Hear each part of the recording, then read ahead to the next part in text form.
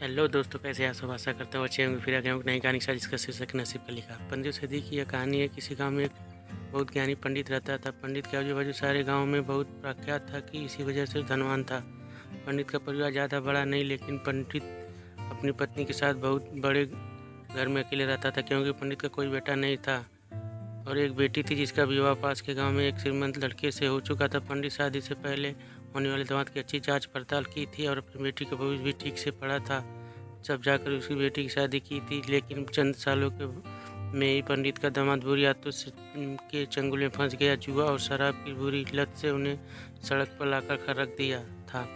अपनी बेटी की ऐसी दुर्दशा देखकर पंडित की पत्नी काफ़ी दुख होती थी और अक्सर पंडित को कहा करती थी, तुम जाकर उसकी मदद कर आओ। पंडित हमेशा उसकी बीवी की यह कहकर उसकी मदद करने के लिए मना कर देता कि अभी उसकी समय तक उसका बुरा वक्त चल रहा है।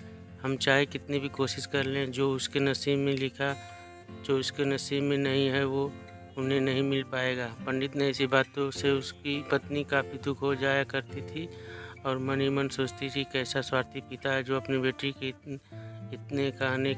इतने कष्ट में देखकर भी उसकी मदद नहीं कर मना करता है। आखिर भगवान को ने जो इतना सारा धन दिया है, उसका क्या करेंगे। हमें कोई और औलाद भी नहीं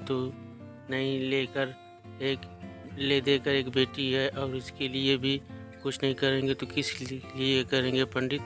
इसके लिए करेंगे पंडित। ऐसा नहीं है, सोचता था।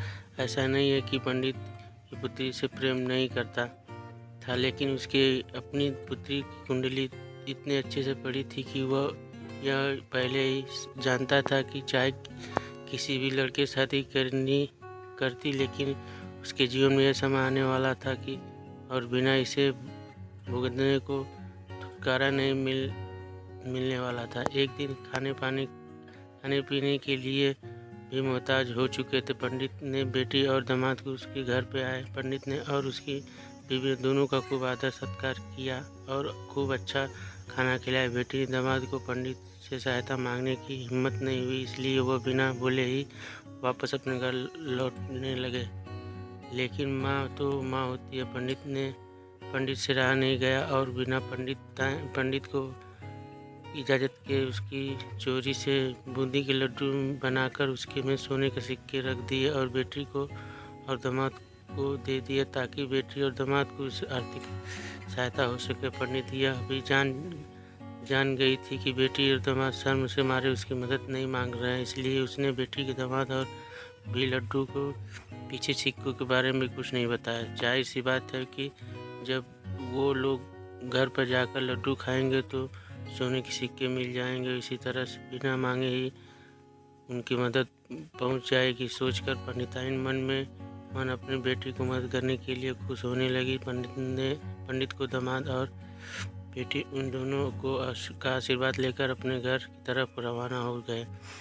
उन दिनों गाड़ियों तो नहीं थी, थोड़ी गाड़ी था, बैलगाड़ी चलती थी। पैसे ना होने का और चीज़ों के लेन देन की व्यवहार होता था। बेटी और दामाद का गांव पंडित के घर के कोसों दूर था, फिर भी पैसों की कमी से चलते वह चलकर अपने गांव की तरफ निकल पड़े। थोड़ी दूर चले तो पंडित ने बेटी को पैर में मोच आ गई और अब उसको चलना भी मुश्किल हो रहा था। पंडित के दामाद ने जब देखा कि उसकी बीवी ने बिल्कुल चलने की समक्ष नहीं है, तो उसने एक टांग अपने पैर पर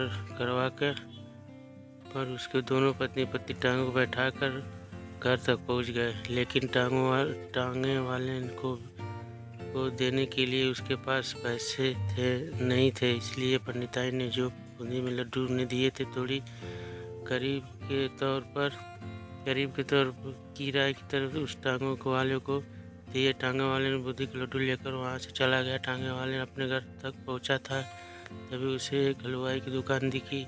उसने सोचा कि थोड़ी बूंदी लड्डू से मैं घर के लोगों को पेट थोड़ी भरने वाला इससे अच्छा है कि बूंदी के लड्डू और को लेकर कुछ पा खरीद लेता हूँ।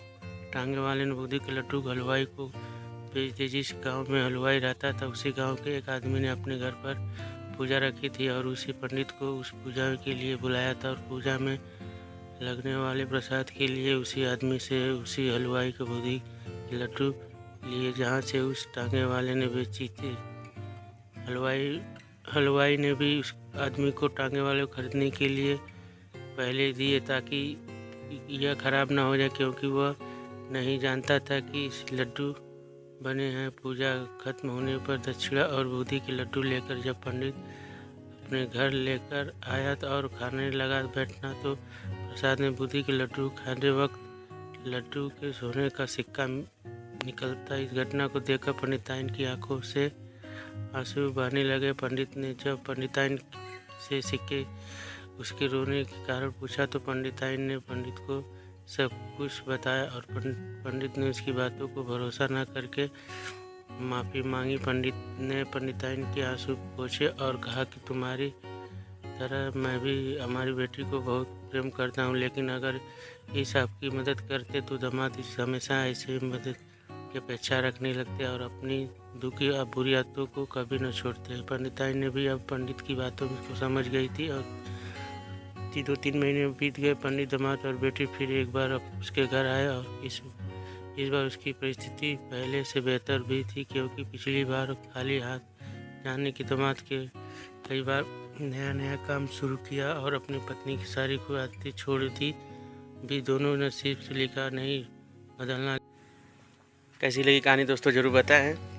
Thank you for watching. धन्यवाद दोस्तों।